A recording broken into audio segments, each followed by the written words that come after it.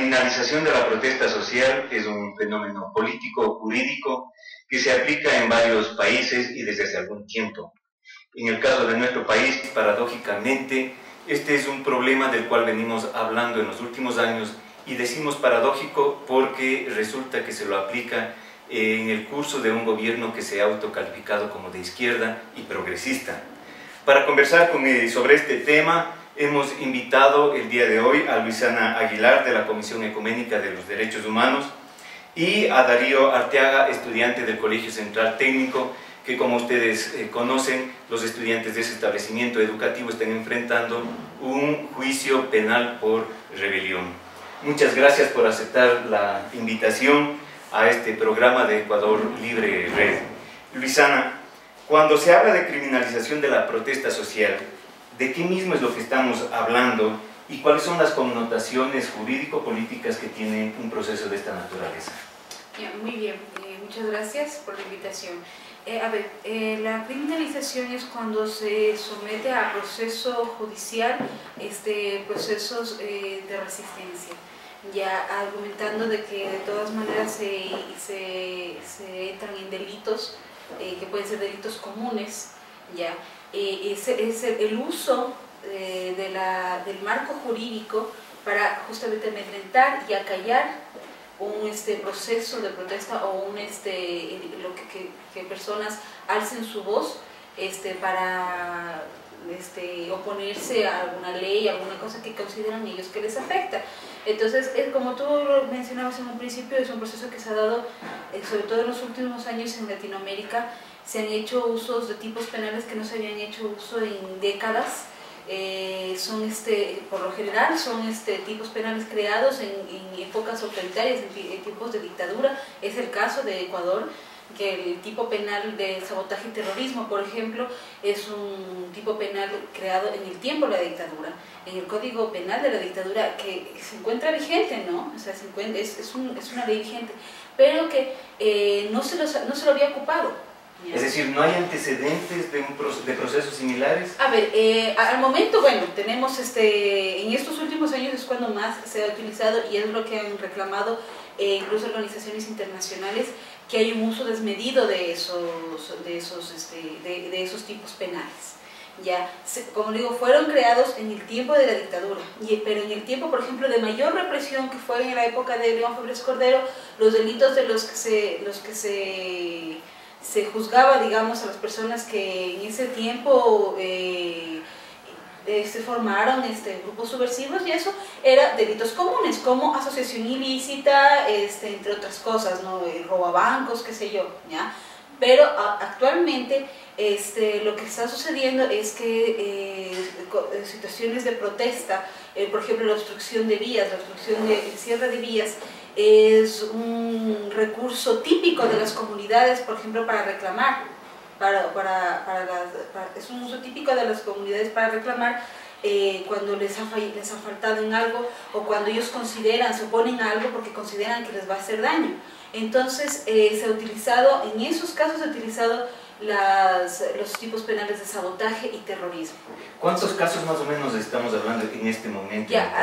Hasta el año pasado se hablaba de 204 personas, o sea, 204 personas, eran alrededor de 200, o sea, más o menos. Es una cifra que como que varía, ha aumentado, ha disminuido, porque hay procesos que se han cerrado, porque hay procesos que simplemente no han continuado. Ahora, son procesos judiciales, no todos son de sabotaje y terrorismo, hay un número significativo dentro de los casos. Son 204 personas, pero son alrededor como de 29 casos, o sea, dentro de cada caso pueden haber varios individuos que completan a 204. Era más o menos la cifra que se manejaba, alrededor de 200, lo que se manejaba de personas criminalizadas.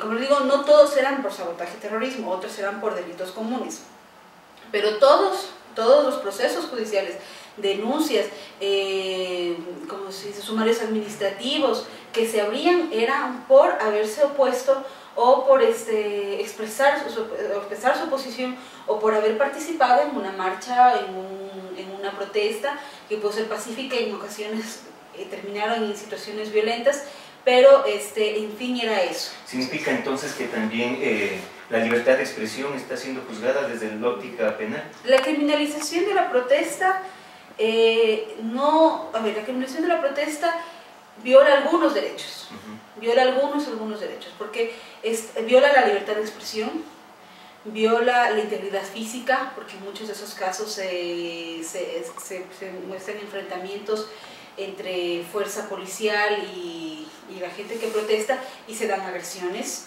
Ahí también se hablaba de un derecho a la consulta previa, porque muchos de estos casos de criminalización de los que menos la CEDO ha manejado son de defensores de derechos humanos y de la naturaleza. Entonces en muchos de esos casos son comunidades a las que no fueron consultadas, por ejemplo, para iniciar proyectos extractivos. Ese es casi que el patrón, ¿no?, que se ha dado. Viola el derecho a la consulta previa, el derecho a la libre determinación de los pueblos, entre muchos otros derechos que se viola, el derecho a la justicia en sí. Entonces sí, son muchos derechos los que viola la criminalización. Es toda una problemática. Darío, bueno, primero dinos, ¿cuántos años tienes y en qué año estás cursando tú? Tengo 16, bueno, gracias por la invitación, tengo 16 años y estoy cursando por segundo año de bachillerato, quinto curso. Bueno, y dinos, ¿cómo miran en tu establecimiento y particularmente tú, que haya un grupo de estudiantes a quienes se les acusa por rebelión? Bueno, nosotros miramos como una intimidación, como una represión, a que no continuemos con la lucha que empezamos, que ya la dijimos, vamos a continuar. Entonces miramos como un acto de que nos quieren imponer miedo, de que nos quieren decir, nos mandan un mensaje que es de, si tú protestas yo te encierro. Entonces está mucha gente de mi colegio con miedo, pero sin embargo estamos aquí dando la cara, estamos con muchas acciones, dando y protestando, y seguimos en pie de lucha para decirle a quien nos quiere imponer miedo que la lucha es nuestro derecho, que la protesta es nuestro derecho, y vamos a continuar defendiendo nuestros derechos. ¿Tú puedes brevemente describirnos qué ocurrió el 22 de febrero en tu colegio? Bueno, el 22 de febrero fue un día que, más allá de ser controversial para el país, fue un día muy impactante para algunos padres de familia y estudiantes, puesto que no solo se cambió el nombre, como se dice, al colegio, sino venía una serie de irregularidades y descontentos en el estudiantado, como es todos nuestros compañeros se sentían mal por el hecho de que nuestra educación técnica, nuestro futuro se veía acabándose, se venía acabando. Entonces nosotros lo que hicimos fue protestar de una manera como un cierre de vías a las 7 de la mañana. Se logró conseguir una formación para que se nos informe, porque había falta de información de parte del ministerio, de parte del rector. Entonces conseguimos una formación pacíficamente, se podría decir. Logramos la formación, estaban autoridades y policías incluso dentro del colegio. El rector no nos explicó bien y nos mandaron de regreso a clases. Cuando llegó la doctora Alba Toledo, subsecretaria de Educación distrital de Quito, entonces llegó y nos empezó a conversar del tema, de qué es lo que pasaba, cuál era el problema, por qué había cambiado el nombre y por qué tanto cambio en la educación, porque ha venido cambiando desde que se aprobó la ley de educación. Entonces nosotros procedimos a preguntar, a querer informarnos. Hubo una cola inmensa en la tarima y ella dijo que nos iba a responder todas sus preguntas. Al no poder responder unas cinco preguntas, ella se vio impotente y dijo ya, se acabó esto, y dejó a muchos estudiantes con sus preguntas y nunca nos despejó las dudas, puesto que el enojo de los estudiantes ahí se apoderó. La falta de información, la incapacidad de las autoridades para consultar a los estudiantes, para escucharles, fue notoria. Entonces nosotros vimos eso y salimos a manifestaciones, lo cual ese día estábamos reclamando por una calidad educativa, para que el prestigio del Central Técnico, toda la historia que ha logrado, que ha forjado el Central Técnico, no se vaya a la basura. No, ese nombre que tenemos nosotros no implica que se lo puso, nació así, sino fue un proceso de evolución de nuestro colegio. Entonces estábamos defendiendo ese proceso, porque el Central Técnico estuvo apto para ser unidad educativa hace 100 años. Entonces salimos y la fuerza policial, la represión de la policía fue extrema. ¿Cómo se produjo esa represión? ¿Por qué lo calificas como extrema? Porque el simple hecho de que un policía te haga señas obscenas y secuestre a 8 estudiantes, en esas tomas de Coavisa, de Amazonas, se puede ver como el policía entra al local y nosotros, los estudiantes, vamos atrás del policía. No era porque estábamos locos, sino porque el señor policía tenía a 8 estudiantes ahí adentro de nuestro colegio y no les quería dejar salir. Él tenía toda la calle libre para irse y nosotros solo íbamos por nuestros compañeros, y él entró y obligó al dueño del local a cerrar la puerta. Entonces procedimos a querer liberarnos. Él incluso nos apuntó con una arma de fuego, no solo con el gas pimienta, y él recargó. Entonces nosotros nos quedamos asustados y mucha gente decía: dispárales a los guambras vagos. Entonces nosotros nos quedamos impactados de tanta brutalidad policial y procedimos a rescatar a nuestros estudiantes, a nuestros compañeros, y no le hicimos nada al policía, porque tuvimos que agredir ese local porque estaban secuestrados en ese local 8 de nuestros compañeros. Luego llegaron fuerzas especiales, helicópteros, y las fuerzas especiales del GOE, GIR, la Policía Nacional, nos empezó a disparar balas de goma. No somos ningunos delincuentes para que nos disparen, lo único que queríamos es ser escuchados, que nos escuchen y presentar una propuesta ante las autoridades. Entonces nosotros eso fue lo que quisimos, y nos dispararon, nos llenaron de gas, nos hacían señas obscenas provocándonos. Ellos son la autoridad, yo no entiendo qué ganaban con eso. Y luego de tanto operativo se detuvo arbitrariamente a los estudiantes que se habían refugiado del miedo en las mecánicas. Se les sacó de ahí a toletazos, botaban gas lacrimógeno en las mecánicas para que ellos salgan asfixiándose. En los buses, ya cuando les cogieron a los 67 muchachos, se les llenó de gas ahí, se les pegó, hubo compañeros rotos la ceja. Entonces esa brutalidad es la que rechazamos, y también que no nos escuchen. O sea, nosotros lo único que queremos es ser escuchados y presentar una propuesta, porque no reclamamos porque estamos manipulados, sino reclamamos porque somos conscientes de lo que está pasando en esta educación. Hay 2 estudiantes a quienes se les está siguiendo un proceso judicial penal, pero también hay alrededor, entiendo, de 90 estudiantes que tienen procesos administrativos. ¿Cómo está esa situación? Bueno, aparte de los 55 menores de edad que cayeron detenidos, se les está siguiendo a otros por presuntos culpables de haber abandonado el instituto y provocado manifestaciones.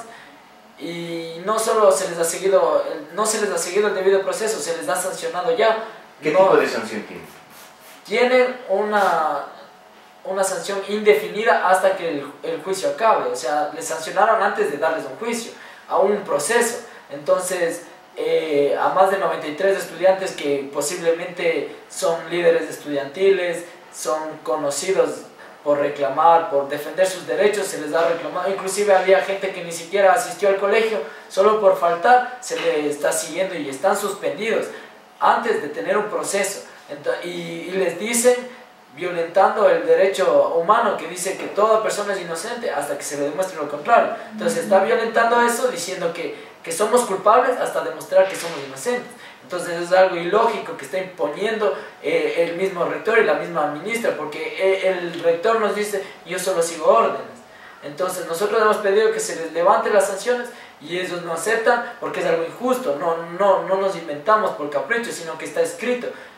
Y estos compañeros están perdiendo clases, no saben qué hacer, pierden lo que es el ambiente educativo, pierden la formación del colegio, y en el colegio también no es un ambiente hostil. Aparte de que los compañeros están suspendidos, se nos amenaza con suspendernos si apoyamos a los que están suspendidos. Entonces nosotros, a pesar de eso, estamos presentes diciendo que basta de represión y basta de amenazas, basta de persecución. Luisana, ¿cómo miras tú el hecho de que frente a una protesta estudiantil haya 12 jóvenes en realidad, porque hay 10 que siguen detenidos, que se les acuse de rebelión? Bien, como sabemos, te estaba diciendo hace un momento, y de hecho algo que la Comisión Ecuménica ya nos hemos expresado en ese sentido, es que el tipo de rebelión es desproporcional, es totalmente desproporcional. Conceptualmente, ¿cómo entender la rebelión? Ya, la rebelión se entiende, a ver, no tengo en este momento el artículo ni el código como para leértelo, pero se entiende primero como la oposición a una acción gubernamental. Es una especie de intento de derrocamiento de la... O sea, más allá de eso, es una oposición, es una oposición frontal. ¿Ya?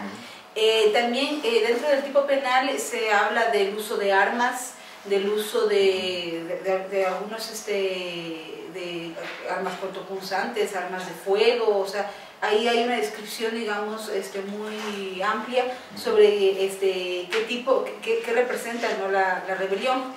Eso es totalmente desproporcional porque sí, estamos hablando de una protesta estudiantil, ya, del tipo de las que se tenía en anteriores años, todo eso, ya.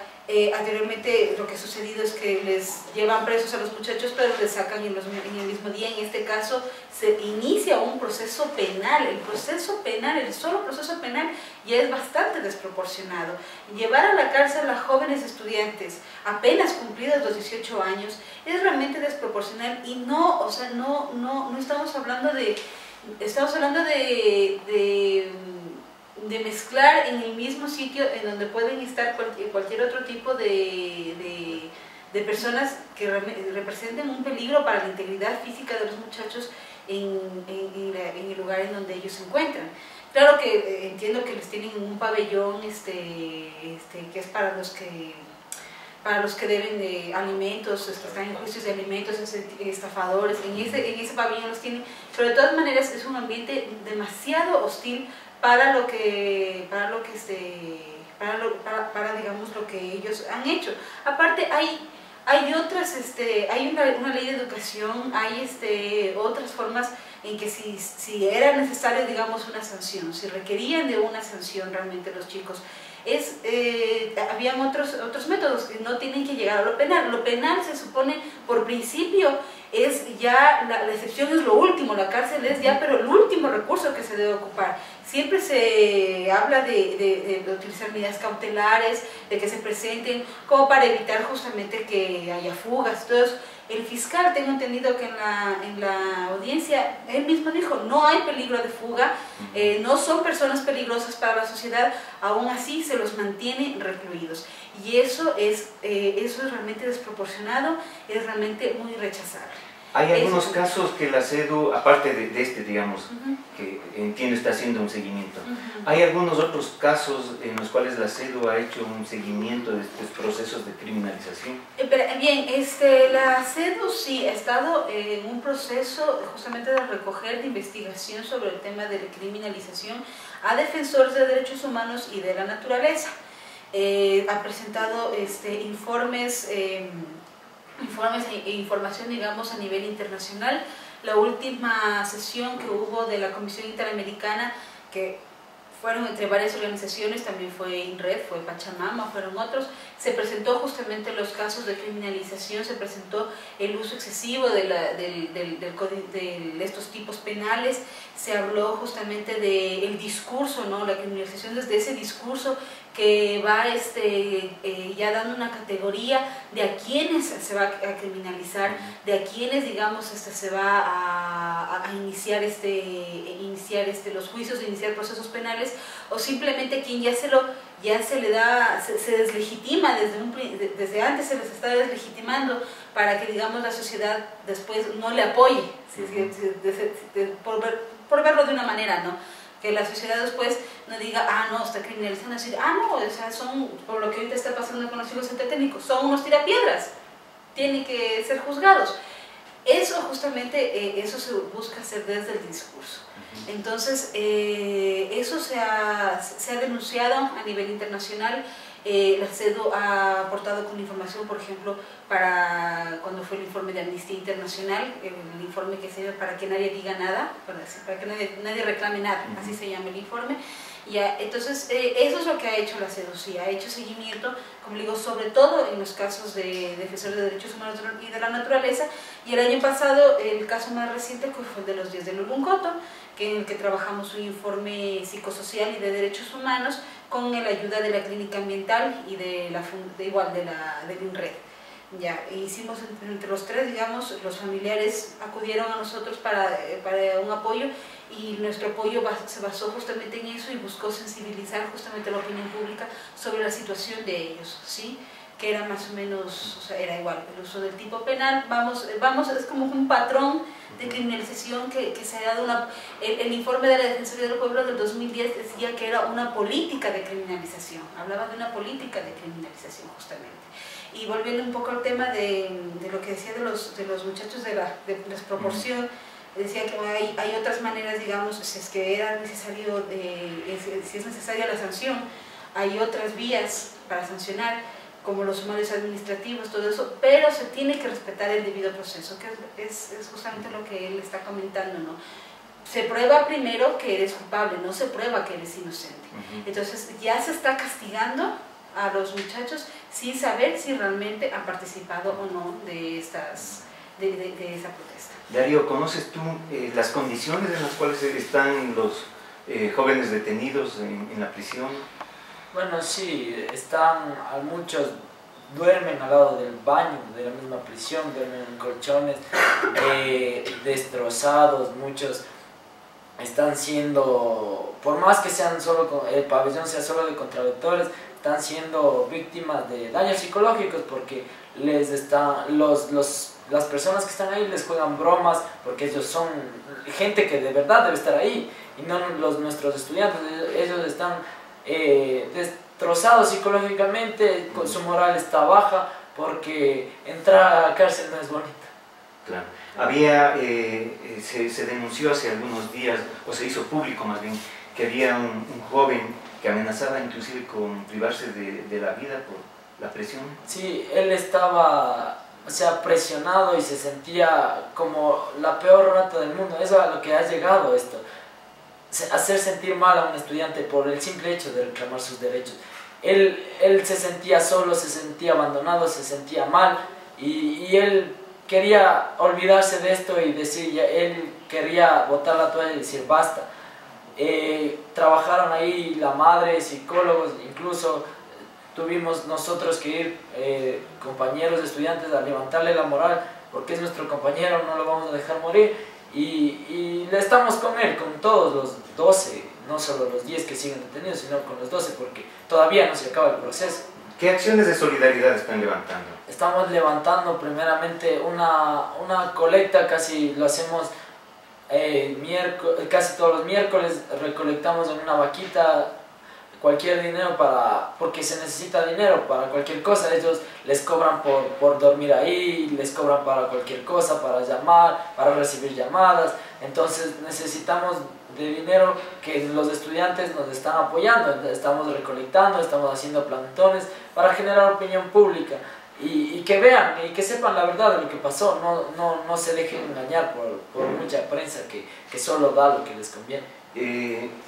Participamos como Ecuador Libre Red el día de hoy en el plantón que hicieron, y conversando con una madre de familia nos decía que mira que en algunos jóvenes tienen todavía temor a acompañarlos a este tipo de acciones.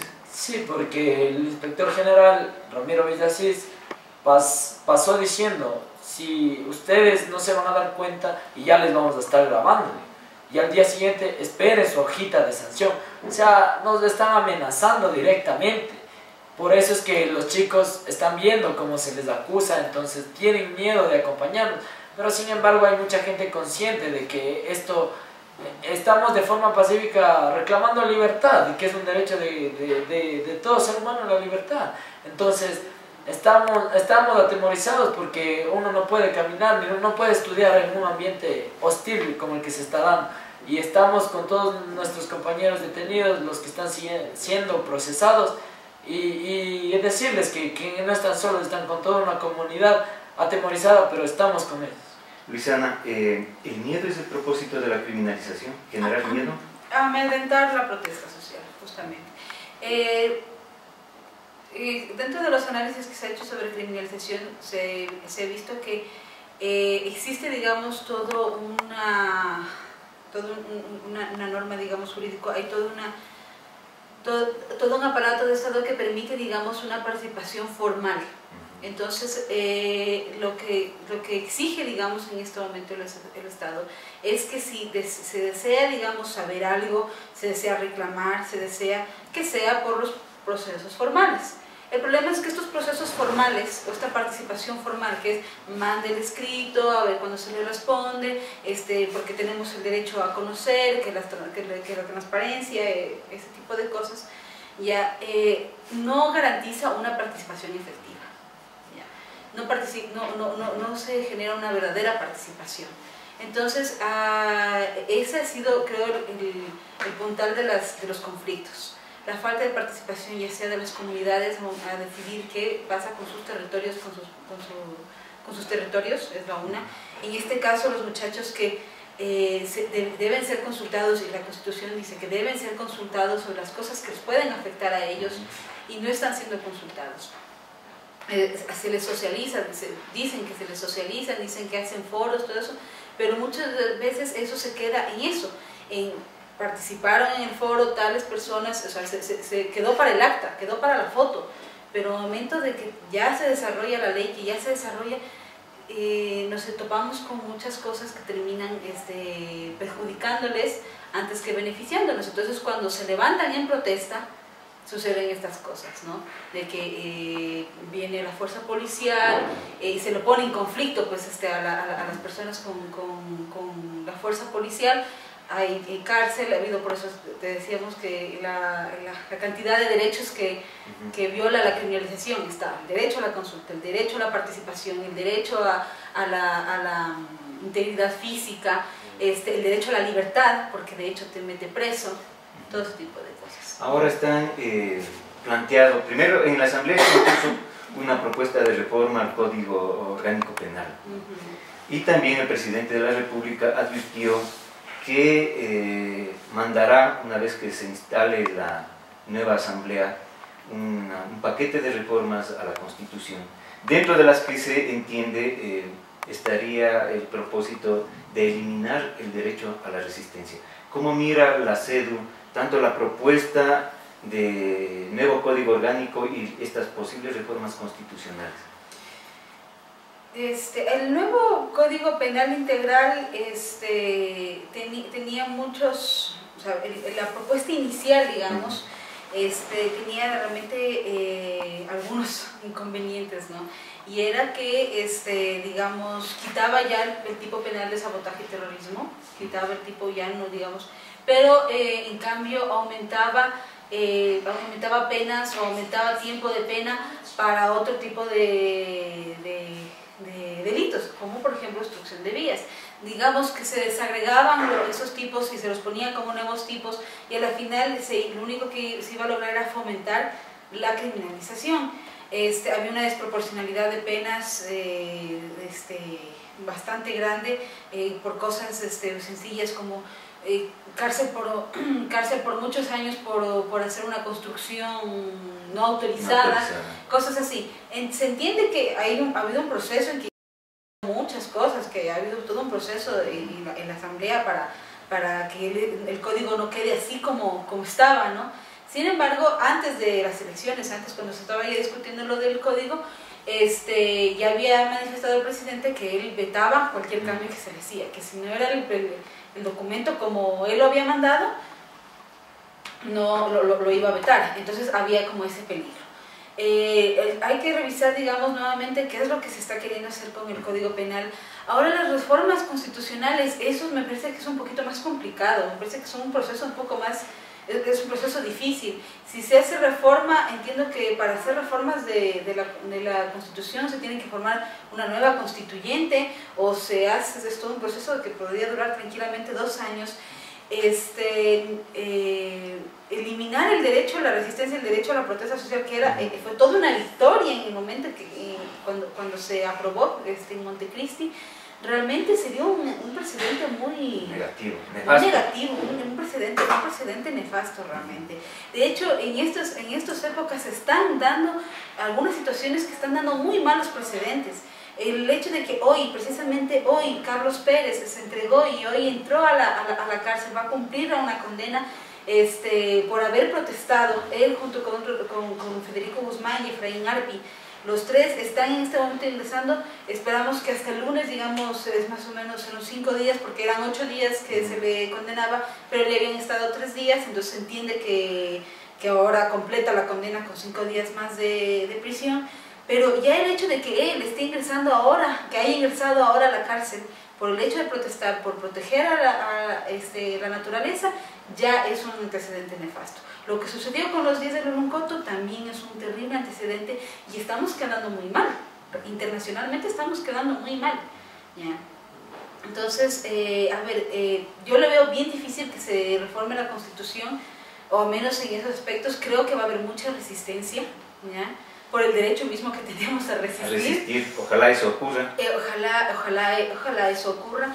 De todas maneras, creo que hay una conciencia, de alguna manera sí hay una conciencia, al menos a nivel de movimientos sociales, a nivel de ciudadanía, padres de familia que, por ejemplo, no quisieran ver a sus hijos en una situación que está en el central técnico, que realmente ven que es necesario, digamos, alzar la voz, que esa es la necesidad, ¿no? Si no estamos hablando de coger y hacer algo violento, de tomarnos, no estamos hablando de coger y ponernos a hacer bombas panfletarias, nada parecido, pero sí de alzar la voz en reclamo y protesta justamente de eso. Ahora siempre es mejor cuando las protestas son pacíficas, siempre es más, digamos, legítimo esa manera de manifestarse. Sin embargo, sí, sucede que en algunos de esos casos concluyen en momentos, digamos, de violencia, y son esos los momentos de los que se coge el poder para deslegitimar el derecho a la protesta. Exacto, deslegitimar el derecho a la protesta, y esa es la parte grave. Darío, el presidente de la República, casi inmediatamente de lo que se produjo la movilización del 22, pidió a los padres de familia y a los estudiantes que pidan disculpas a la sociedad. Los padres redactaron una comunicación en la cual efectivamente pidieron disculpas, y el presidente de la República después dijo que eso no le correspondía solucionar a él, sino que le correspondía a los jueces competentes. ¿Cómo sientes o cómo siente la juventud de tu colegio, ¿no?, que los padres hayan tenido hasta cierto punto que humillarse, ¿no?, y sin embargo luego esperando una solución del problema, y luego no obtuvieron absolutamente nada? Bueno, nos sentimos, como tú dijiste, humillados. Nos hizo pedir disculpas en vano, y yo creo que al único que se debe pedir disculpas es a Dios. Entonces no a un caprichoso, porque es lo que es. Ha venido a imponer leyes que él quiere, caprichos. O sea, él dijo que se le expulse, y eso en ningún rato está escrito en la ley. O sea, nos sentimos reprimidos, nos sentimos humillados por lo que él está haciendo. Nos hizo pedir disculpas en vano. O sea, ¿qué calidad moral tiene este señor presidente para decir, hagan esto y yo les perdono, y luego no, eso no me compete?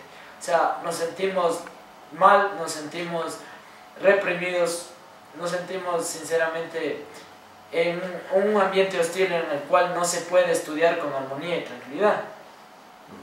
Y bueno,